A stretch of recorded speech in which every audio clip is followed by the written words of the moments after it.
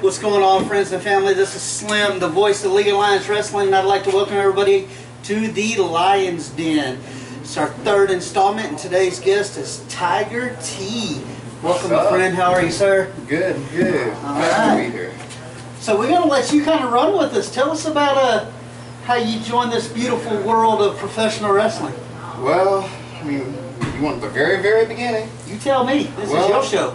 Well, you know, I was just a wee cub back in the Serengeti, and we had this box that displayed pictures. And these pictures, I saw, what was his name? His name was Superfly Jimmy Snuka and Macho Man Randy Savage. Something about a WrestleMania. I had no idea what this was.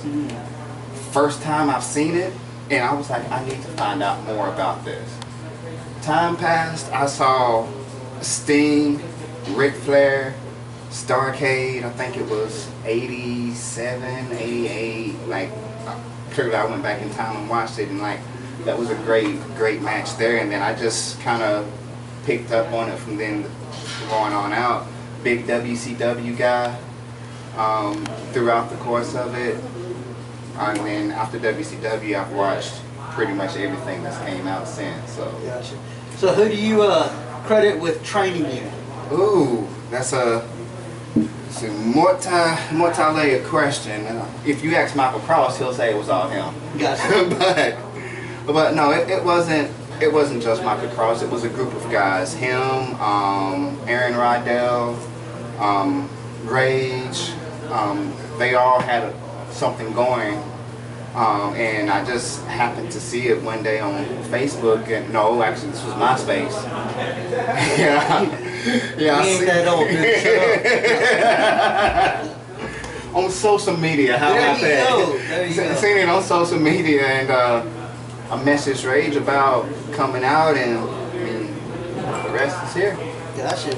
First time I was introduced to you was at TEW, Texas Elite Wrestling in Glaywater, Texas. Tag teaming with Rage. Yes. Tell me about how that goes down. Well, after I finished training, the easiest way for any wrestler, I'm sure, as you know, as your son is doing this and you've been around this for a while, when you're green, it's easy to get involved in a tag team to kind of help, you know, cover up your mishaps and kind of make you learn on the fly, you know, type of thing. That experience, yes, right? And so that's how Rage put me and him together. On top of that, whenever we was at training, like me and him just like clicked. Whenever we would go through like practice matches and stuff, me and him just clicked. We had chemistry, so we just started tagging together with that. We had a group of guys with us. I don't think any of them is still around right now, but kick with it. Go with those, because I remember about 4 or 5 guys that walked up with you, and yeah. I'm going brain dead right now. I cannot remember. One of them actually wrestled here in League of Lions for a little bit. Yeah, one of them did here for a little bit. Help me out with names because I can't get there. One of them was Pretty Rico. Pretty Rico, there you go. Pretty Rico was one of them. I can't remember the other one's name. That was so long ago. I had a couple of concussions, most of them caused by Michael Cross. Right? Come on, man. I thought Michael Cross was the one who always got concussed. No, he got to give it to. He got to give it to. Got to give it to. Gotcha. But yeah, after TEW, this place started, you know, and I've been, you know, I left the tag team with Rage, and I've been forging my own path, you know. Memory serves, y'all were Texas Elite Wrestling Tag Team Champs. We were. We slide over to League of Lions, and as you said, we've got that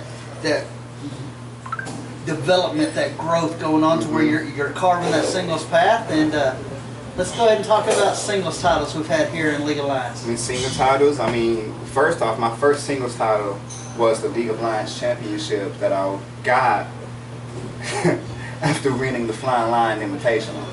So the first singles title is the big boy. Yes, so I went all the way in on the first one. Then, you know, I've had the longest reigning League of Lions championship reign with the Elite title. You know, that might be disputed, but The Untamed? Yes, sir, the Untamed. Gotcha. The never ending, I believe, is what we called it, right? Yes, I yes. think you had somebody standing beside you that talked a whole lot too about that one. We want to touch on him a little bit? Look, some things happened.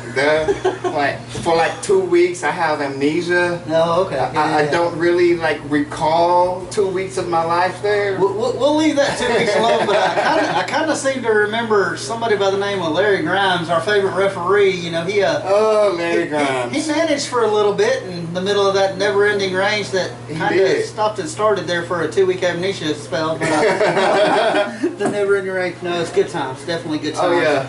Continued on, and here we are. Yeah, Larry as my manager was quite an experience. I had never actually had a manager before, so being that I've known Larry longer than I've known you, and so it was kind of a good fit, a good pairing. Like chemistry and stuff was there, but you know everything runs its course, and you know unfortunately I had to teach him a lesson with a couple of steel chairs at the end, but.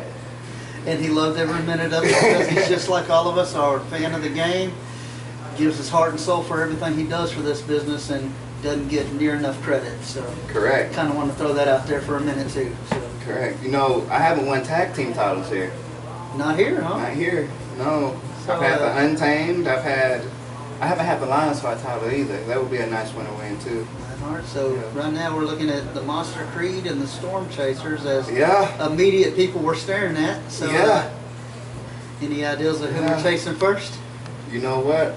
I've been chasing the Storm Chasers for a while now. You know, in and out of the tag team division as I've been here at League of Lions. But you know, who knows what the future holds? You know, I may go off the boat. Maybe a dual champion here. You never know. Carrying all the gold. Huh? Not at all. I mean, why else do we get into this business if not to carry gold? There you go. There you go. All right.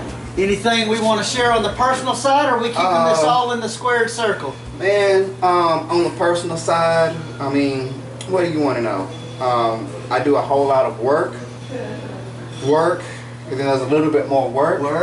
I get off of work and I come here and to League of Lions, and I get into that ring and I put my body and my life on the line. There's, as far as like a personal life for Tiger T, you have the work, and that's really about it. I don't really have much time for anything else. You know, I got like 10 animals. That takes up all my personal time, so there you go. that's about it right there. Gotcha. So kind of find a near end in sight. How many years we've been in this business? Well, I laced up the boots for the first time in 2006, so you do the math. Yeah. 17 years we've been playing. You know. How much longer you think it's going to be in these bones? Man, you know, right now I say another 20. Another 20 years? Yeah. Ask me here in 5 minutes when all the aches and pains kick in. Another 5-6 years. I mean, honestly, who knows? There's really no end in sight for me. Gotcha. I'm gonna do this until my legs stop working. You know, There you go. like that's my plan. Keeps me active. You know, it's a nice stress reliever. You know, there's so much things that happens in life, and you really just want to reach out and do things to people, and you really can't because there's these things called laws that gets in your way. Right. Well, once I lace up the boots, put on that singlet, slide the tights on, step into that square circle, there's no laws. All that it is like I put my opponent's shoulders to the mat and make them tap out. That's it. Love it. Great stress reliever. So as long as I'm still physically able to make people tap out and cry in pain, I'm gonna keep doing it. There you go. Well, I want to thank you so much for joining me here in the Lions Den. Of course. Straight from the Serengeti, that I can't call you Serengeti Suplex Machine anymore. No. Gotta call you that Royal Warrior a little bit. You know? Yeah, you know, once you are awarded some property within the Serengeti for your you know, tribute to the Serengeti, you're gonna build your own kingdom on it. Okay? And once I built my own kingdom, the vengeful kingdom, I rose to the ranks of royalty. Of course you have to call me the Royal Warrior. There you go. I'm not afraid to get dirty. You know, I'll get as grimy as I need to get. Because at the end, it's all about one thing, getting that victory. There you go. Again, thank you so much for joining us. Of I course. look forward to big things coming. Of course. Again, Tiger T right here in the Lions Den. We'll see you soon. Follow me Remember, on the socials. there you go. League of Lions Wrestling. Our initials might be LOL, but we ain't no joke. See you next time, my friends.